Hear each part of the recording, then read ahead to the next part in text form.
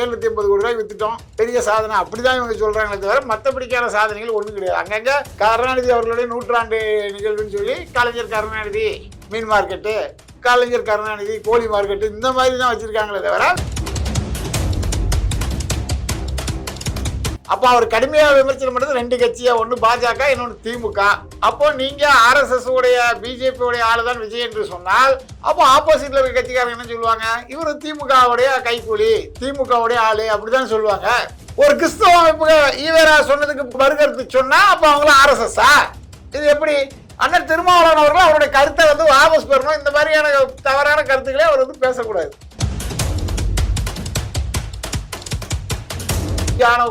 போறீங்களா அப்படி பார்த்தா உங்க மேல எவ்வளவோ குற்றச்சாட்டுகள் இருக்கு. நீங்க திமுகவுக்கு சொம்படிக்கக்கூடிய ஒரு தலைவர், திமுக எது செஞ்சாலும் அதை ஆதரிக்கக்கூடிய தலைவர், திமுக எதிர்த்து நீங்க போராடாத தலைவர், இப்படிலாம் பல்வேறு குற்றச்சாட்டுகள் உங்களுக்கு இருக்கு. அது உங்களுக்கு தெரியுமா தெரியலையான்னு தெரியல. சில தூய்மை பணியாளர்களா இருக்கட்டும், இன்னைக்கு செவிலியர்களா இருக்கட்டும், எல்லாரையும் ஏமாற்றி அரசியல் முதலமைச்சர் பதவிக்கு வந்திருக்காங்க. இவங்க ஆட்சிக்கு வந்திருக்காங்க. திராவிட மாடல் ஆட்சிங்கிறது உறுதியாகிறது. இதுல என்ன அப்படின்னா, அதிமுக பாஜக கூட்டணி இன்னைக்கு பாத்தீங்கன்னா தொகுதி பங்கீடு தொடர்பான பேச்சுவார்த்தையில ஒரு நம்பர்ஸ் அதிகாரப்பூர்வமான தகவலா வெளியில வந்திருக்கு சார். அதுல அதிமுக 127 சீட்ல போட்டியிடுவதாகவும், இங்க பாஜக கூட்டணிக்கு பாத்தீங்கன்னா ஒரு 23 தொகுதி ஒதுக்கப்பட்டிருப்பதா தகவல் வந்திருக்கு. எப்படி பாக்குறீங்க சார் காலையில் நிலவரத்தை? அதாவது கூட்டணிகள்லாம் இன்னும் தொகுதிகள் இதெல்லாம் இன்னும் உறுதியாக சொல்லப்படவில்லை.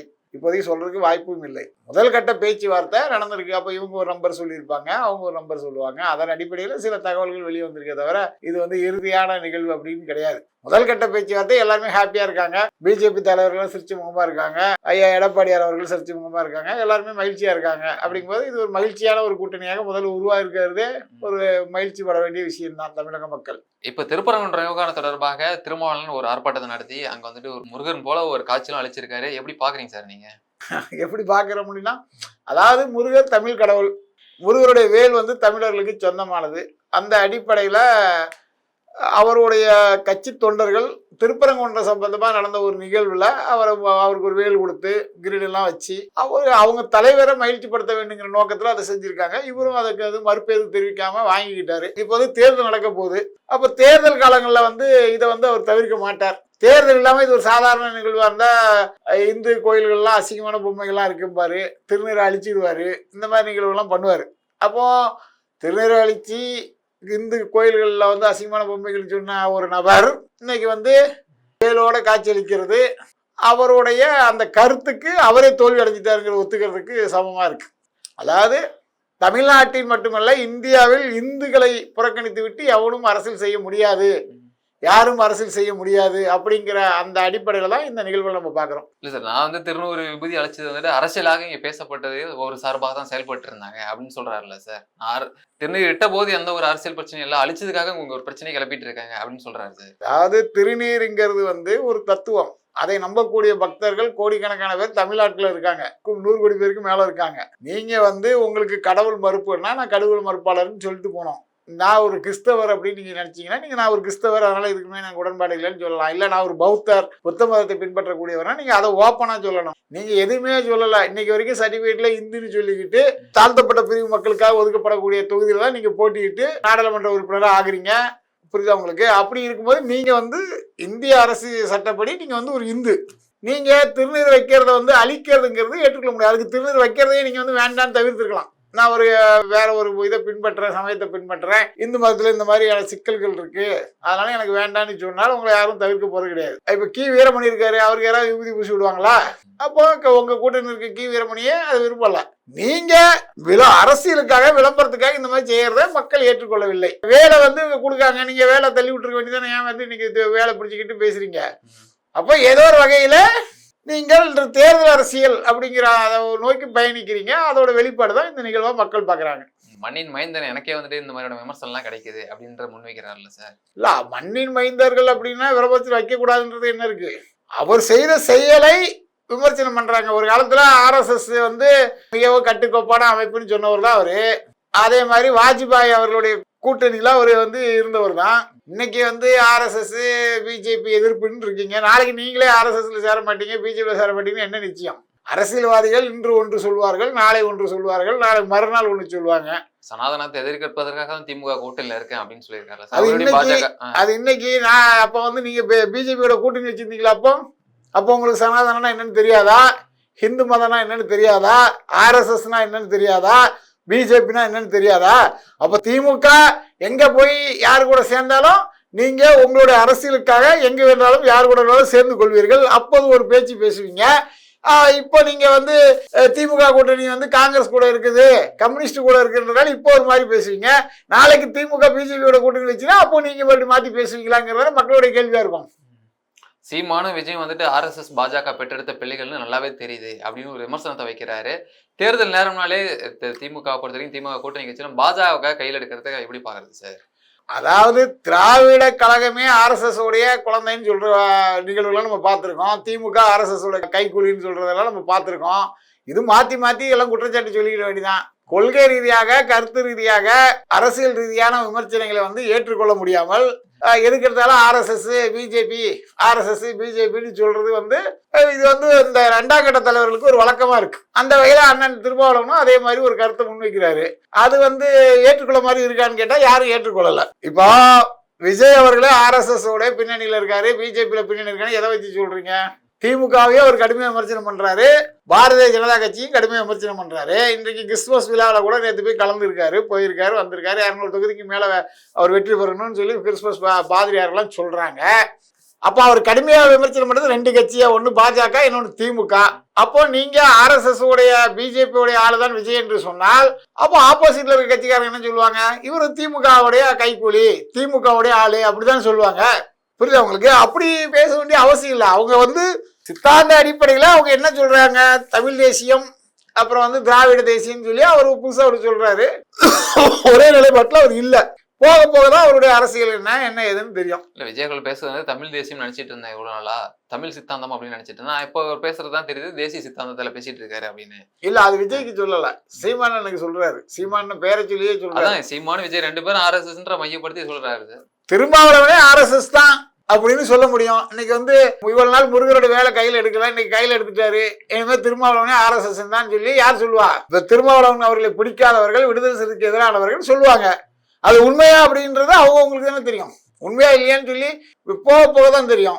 பெரியாரை எதிர்க்கிறதுனாலயே ஒருத்தர் RSS அப்படின்னு சொன்னால், இந்து மதத்தை எதிர்க்கிறதுனாலயே நீங்க வந்து இந்து விரோதி அப்படின்னு சொல்ல முடியுமா? ஒரு தனிப்பட்ட நபர் பெரியார் ஈவேரா அவர்கள், அவரை வந்து எதிர்க்கிறாங்க.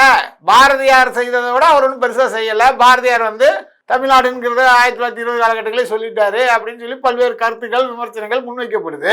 பெரியார் ஒவ்வொரு காலகட்டத்திலும் ஒரு நிலைப்பாடு எடுத்த தலைவர்ன்றது எல்லாருக்கும் தெரிஞ்ச விஷயம்தான். முதல்ல அவர் எங்க இருக்காரு? காங்கிரஸ்ல இருக்காரு. அதுக்கப்புறம் அவர் எங்க போறாரு? நீதி கட்சிக்கு போறாரு. அதுக்கப்புறம் சுயமரியாதை இயக்கம், அதுக்கப்புறம் திராவிடர் கழகம், அதுக்கப்புறம் காங்கிரஸுக்கு முழுமையான ஆதரவு, அதுக்கப்புறம் திமுகவுக்கு ஆதரவு. இப்படி பல நிலைப்பாடுகளை அவரே மாத்திருக்காரு. அதே மாதிரி எல்லா விஷயத்திலையும் திருக்குறளுக்கு எதிராக பேசியிருக்காரு, ஆதரவா பேசியிருக்காரு. நாட்டின் சுதந்திரத்துக்கு எதிராக பேசியிருக்காரு. காங்கிரஸ்ல இருக்கும்போது சுதந்திரம் வேணும்னு சொல்லி போராடி இருக்காரு.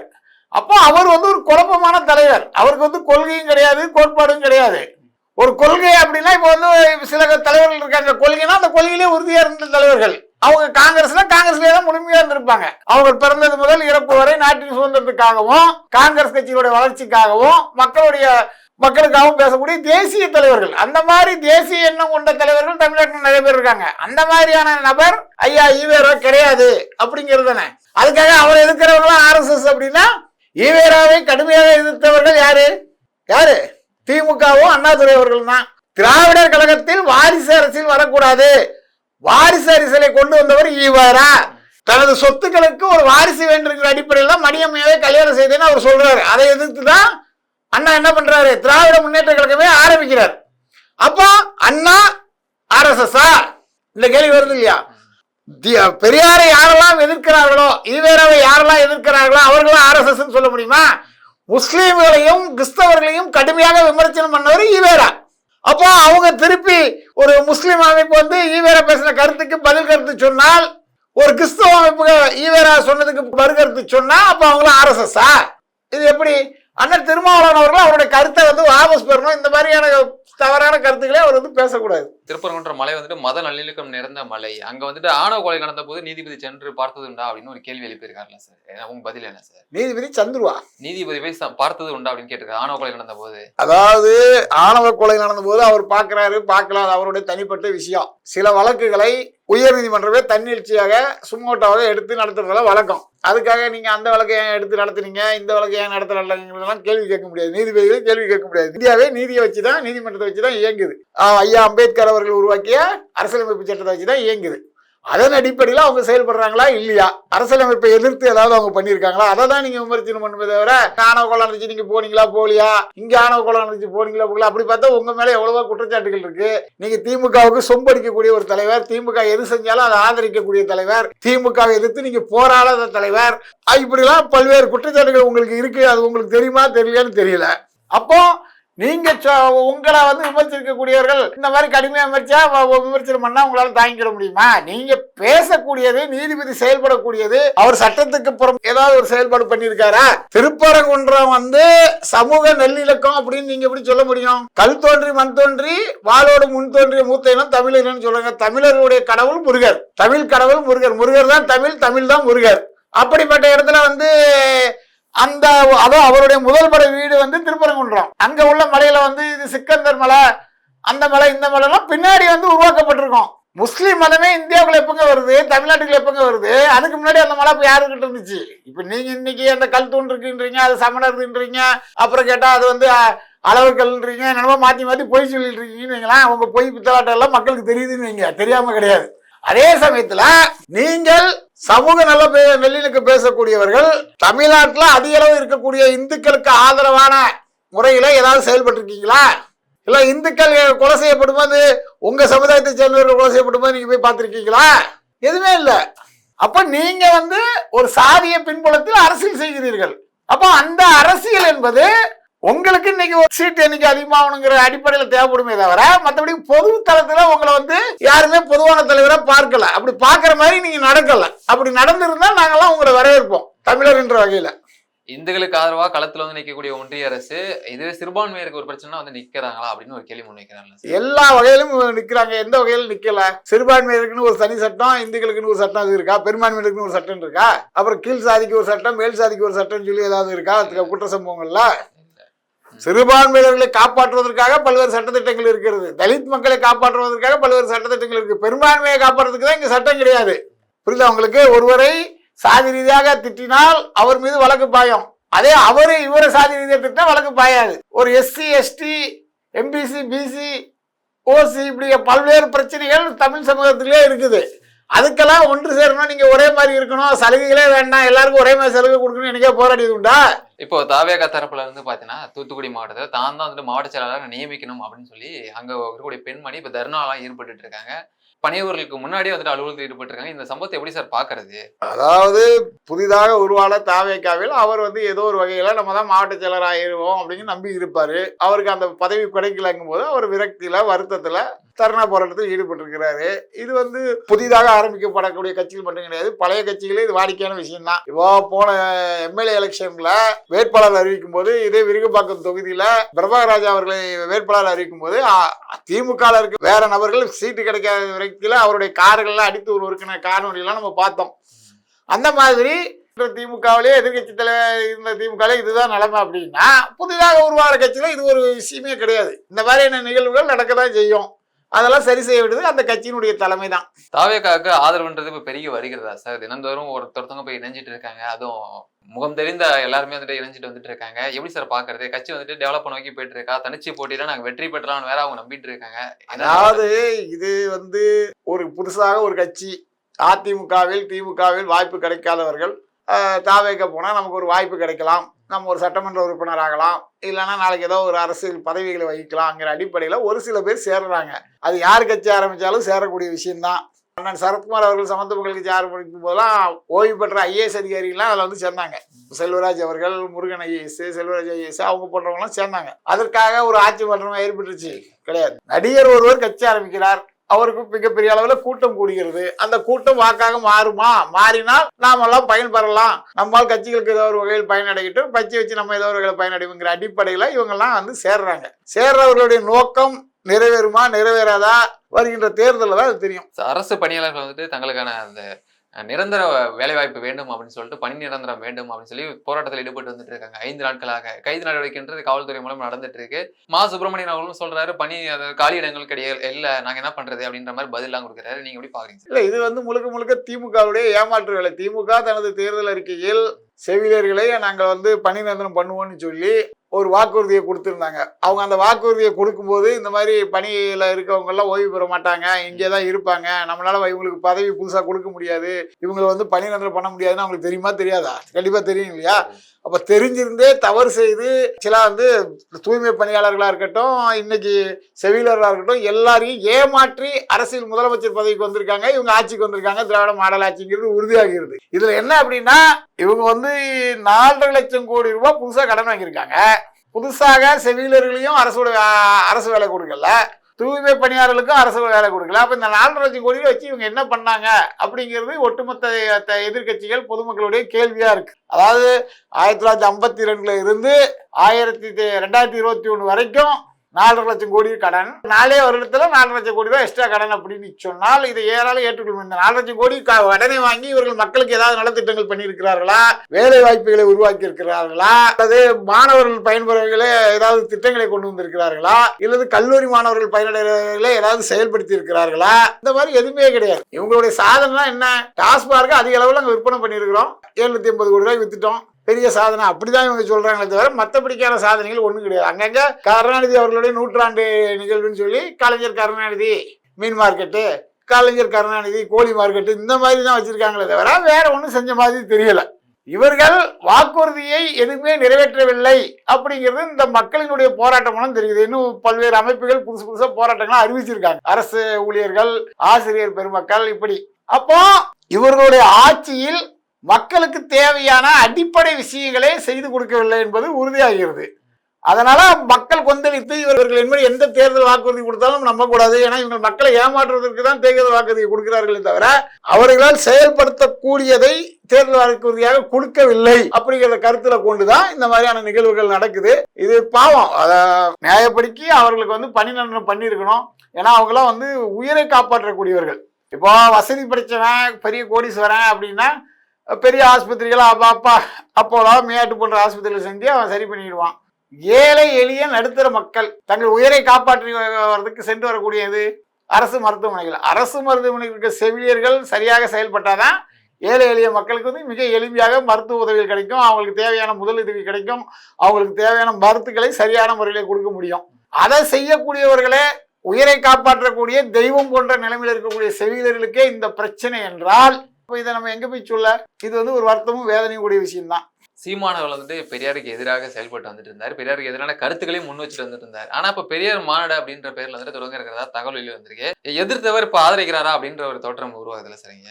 இல்ல, நீங்க முதல்ல வந்து பெரியார்ன்றது ஒரு தனிப்பட்ட நபருடைய பெயர் அப்படின்னு நினைக்கிறதே தப்பு. பெரியார்ன்றது ஒரு பொதுவான வார்த்தை, ஒரு தோழர், நண்பர், இந்த மாதிரி ஒரு பெரியார் அப்படிங்கிறது ஒரு அன்றைக்கு திராவிடர் கழகத்துல இந்த பெரியாருங்கிற வார்த்தை அதிக அளவில் பயன்படுத்தப்பட்டிருக்கு. அப்போ பெரியார் என்று சொல்லப்படுபவர்கள் அந்த காலத்துல நிறைய பேர், பட்டிவீரன்பட்டி சவுந்தர பாண்டியனார் சுயமரியாதை இயக்கத்தின் முதல் தலைவர் அவரையே பெரியாருன்னு சொல்லி யார் சொல்லியிருக்கா? ஈரோடு ஈவேரா அவர்களே சொல்லியிருக்கிறார்கள். அதே போன்று வள்ளிமுத்து நாடார் கோயில்பட்டி பெரியார்னு சொல்லி அழைக்கப்பட்டிருக்கிறார். விருதுநகர் பெரியார்னு வி ராமசாமி நாடார் அழைக்கப்பட்டார். இப்போ சீமானவர்கள் தமிழ் சமூகம் பெரியார்கள் அப்படின்னு சொல்லி வஉசி ஐயா, கப்பலாட்டி தமிழ் வஉசி ஐயா, மூக்கையா தேவர், இந்த மாதிரியான ஆட்கள் இப்போ உதாரணத்துக்கு நாட்டினுடைய சுதந்திரத்துக்காகவும் தாய் நாட்டின் விடுதலைக்காகவும் தமிழ் தேசிய அரசியல் பேசினவங்களுக்கும் தமிழர்கள்ல பெரியோரா யாரை நம்ம மதிக்கிறோம், பெரியார் யார், தமிழ் பெரியார்கள் யாரெல்லாம் இருக்கா, திருவிக்காவா இருக்கட்டும், கல்யாண சுந்தரமா இருக்கட்டும், பாரதிதாசனா இருக்கட்டும், பாரதியாரா இருக்கட்டும், இப்படி தமிழ்நாட்டில் எத்தனையோ பெரியார்கள் இருக்கிறார்கள். அவர்களை பற்றி நாம் அறிந்து கொள்ள வேண்டும், தெரிந்து கொள்ள வேண்டும், புரிந்து கொள்ள வேண்டும் அப்படிங்கிற விழிப்புணர்வை ஏற்படுத்துறதுக்காக அவர் பெரியார் மாநாடுன்னு ஒன்று நடத்துறாரு. இதுல என்ன தப்பு இருக்கு? இதுல இப்ப பெரியார் இடம்பெற மாட்டாரா சி.வே. ராமசாமி அவர்கள்? இடம்பெற அளவுக்கு அவர் ஒன்றும் செய்யலன்றதானே பிரச்சனை. அதாவது அவர் வந்து ஒத்த கருத்து உள்ள நபர் கிடையாது. அவர் வந்து நேரத்துக்கு நேரம், டைமுக்கு டைம் பல்வேறு அரசியல் மாற்றங்களை பச்சேந்தி போல ஏற்படுத்தியவர், நடந்து கொண்டவர். அவர் எப்படி வந்து நீங்க அவருக்கு எப்படி பெரியார் நீங்க முதல்ல சொல்ல முடியும்? திகால இருக்க சில நபர்கள் வேணா அவரை பெரியார்னு சொல்லலாமே தவிர அவர் எப்படி பெரியாரு? அந்த அடிப்படையில் தான் இது நடக்கும்னு நான் நினைக்கிறேன்.